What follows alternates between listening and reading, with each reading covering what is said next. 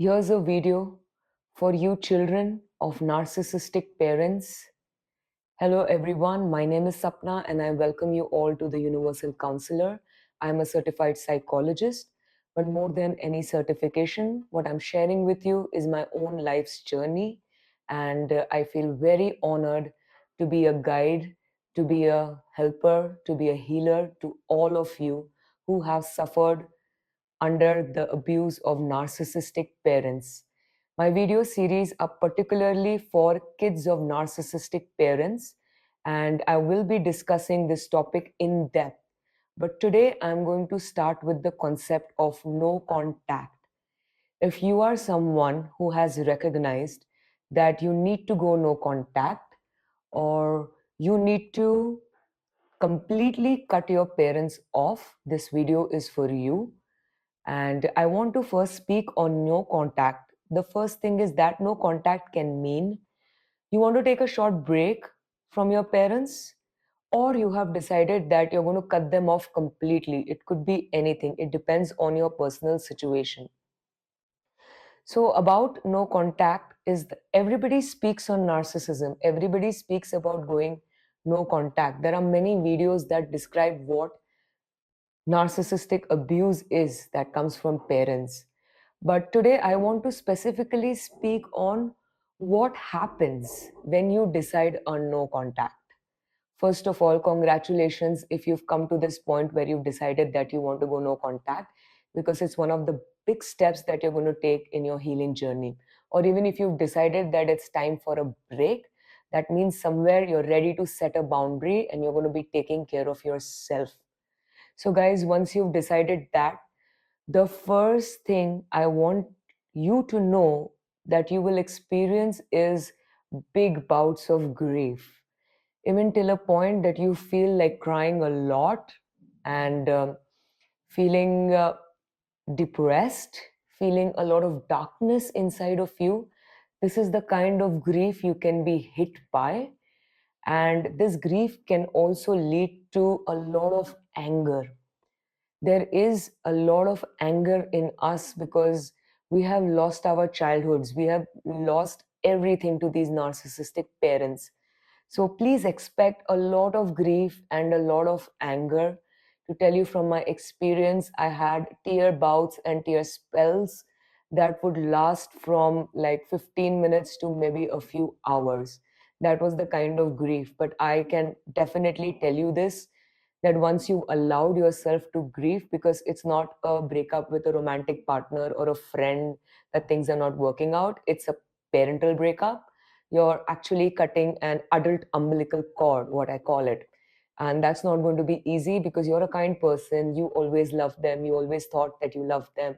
And you still somewhere hold a little empathy and compassion for them in your heart.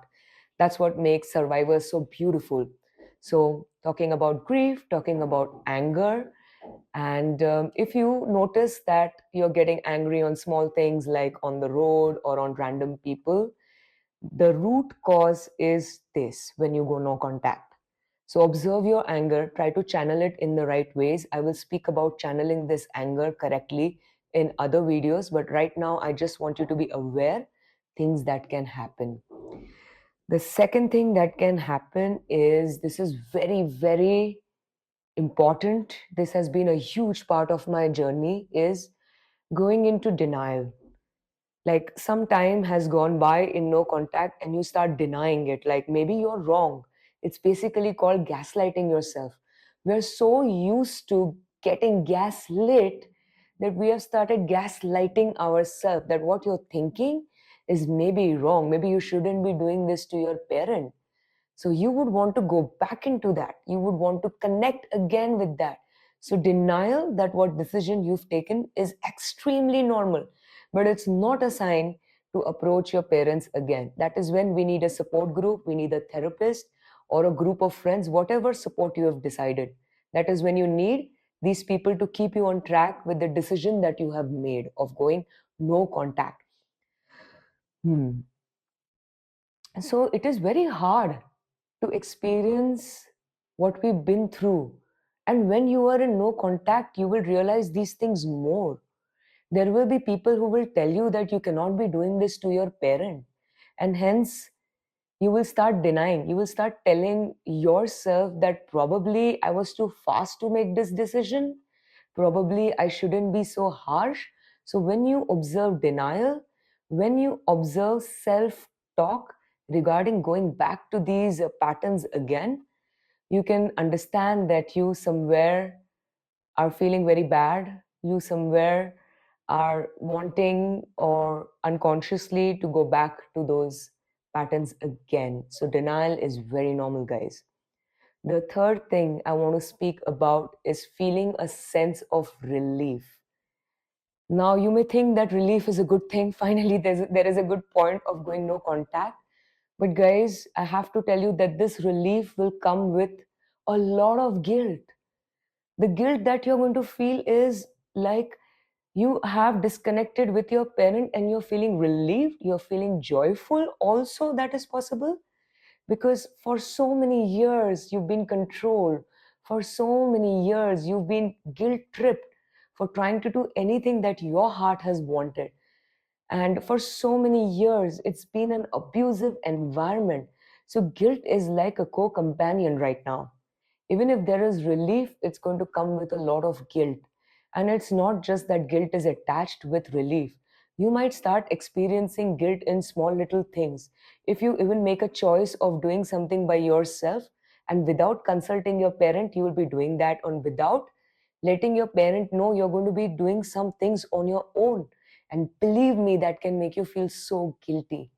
But this is a part in the beginning: grief, anger, relief accompanied by guilt.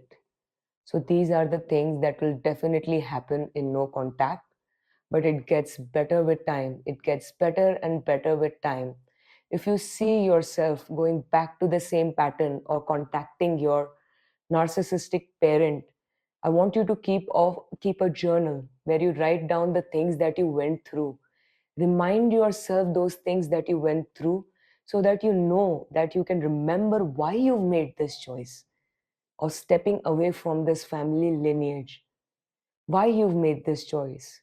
Tell your support group, tell your friends, or if you have a therapist, tell them that when you're going back into this, to stop you, to remind you of all that abuse.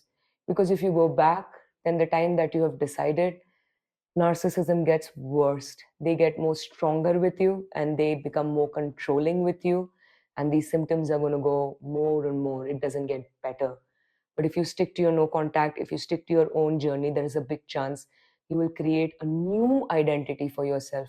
You'll get a chance to create a family that you didn't get, but you have a choice to create one for yourself now, guys.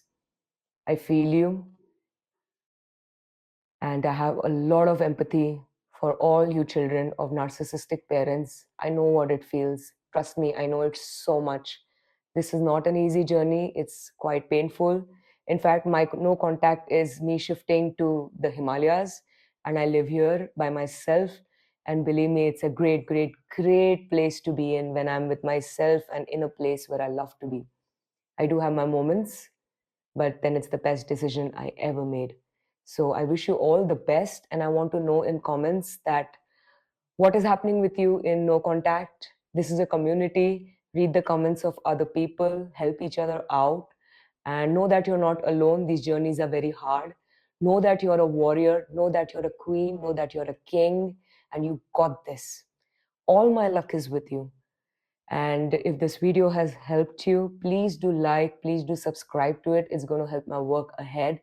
That I would love to help more and more people to get out of this and find their own true selves and know how strong they are.